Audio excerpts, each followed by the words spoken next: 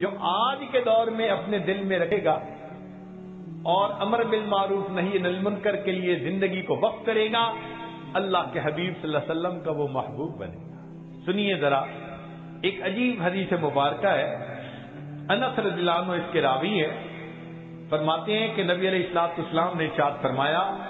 الا اخبرکم عن اقوام لیسوا بانبیاء ولا شہداء، کیا میں تمہیں ایسے لوگوں کے بارے میں نہ بتاؤں، نہ وہ انبیاء ہوں گے نہ وہ شہداء ہوں گے، یغبطہم یوم القیامت الانبیاء والشہداء، قیامت کے دن ان پر انبیاء اور شہداء رشک کر رہے ہوں گے۔ سبحان اللہ، کیا شان والے لوگ ہیں کہ وہ انبیاء نہیں، شہداء نہیں، مگر ان کو اللہ وہ مقام دیں گے، وہ اکرام عطا کریں گے کہ انبیاء اور شہداء ان کے اوپر رشک کریں گے بمنازلہم من اللہ عز وجل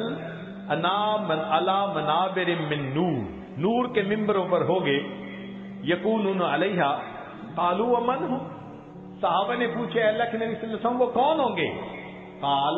نبی علیہ السلام نے فرمایا، الذین یحببون عباد اللہ الی اللہ وَيُحَبِّبُونَ اللَّهَ إِلَىٰ عِبَادِهِ وَهُمْ يَمْشُونَ عَلَى الْأَرْضِ نُصَحًا، کہ جو بندوں کو اللہ کا محبوب بناتے ہیں اور اللہ کو بندوں کا محبوب بناتے ہیں،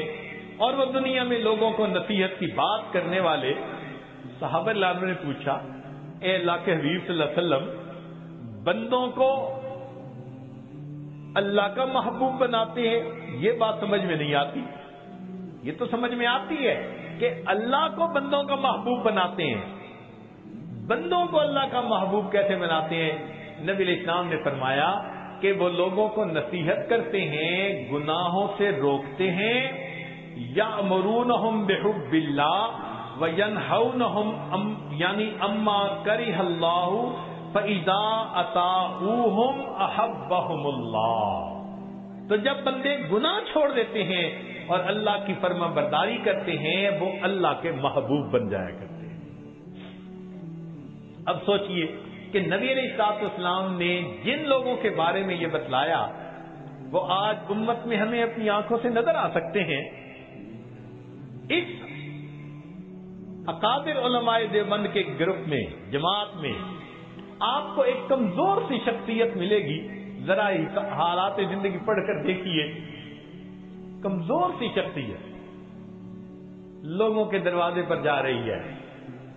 لوگوں میں روٹی کا سوال کرنے نہیں آیا، میں تم سے زندگی کا سوال کرنے آیا ہوں، میں تم سے وقت کا سوال کرنے والا آیا ہوں۔ کون ہے؟ میرا نام الیاس ہے،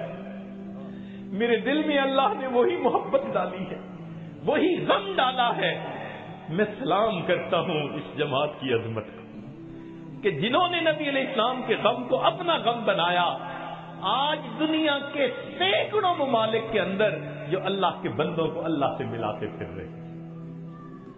یہ نبی علیہ السلام کے محبوب بندے زندگیاں لگا دیتے ہیں، سال لگا دیتے ہیں، اپنی مال، اپنی جان، اپنا سب کچھ، کس کے لیے؟ کہ اللہ سے اللہ کے بندے جڑ جائیں۔ کافر ہوتے ہیں ان کو مسلمان بنا لیتے ہیں، جو غفلت میں مسلمان پڑے ہوتے ہیں ان کو جگا دیتے ہیں، ان کو اللہ سے واصل کر دیتے ہیں۔ یہ ہے نعمت بھی اللہ نے اکابر علماء دیوبند کو عطا فرمائی کہ نبی علیہ الصلوۃ والسلام کی اس نعمت کے وارث بھی یہی بنے۔ چنانچہ وہ علماء جو وعظ و نصیحت کا کام کرتے ہیں، وہ مشائخ، وہ داعی حضرات جو وعظ و نصیحت کا کام کرتے ہیں، وہ سارے کے سارے اسی خوشخبری کے اندر شامل تھے۔ نبی علیہ الصلوۃ والسلام نے فرمایا کہ اللہ تعالیٰ ان سے محبت فرماتے ہیں جو اللہ کے بندوں کو اللہ کا محبوب بناتے ہیں اور اللہ کو بندوں کا محبوب بنا دیتے ہیں۔ سچی بات تو یہ ہے کہ جتنی امت کے ساتھ شفقت نبی علیہ السلام کو تھی اور جتنی محبت نبی علیہ السلام کو تھی، ایسی محبت کا کوئی تصور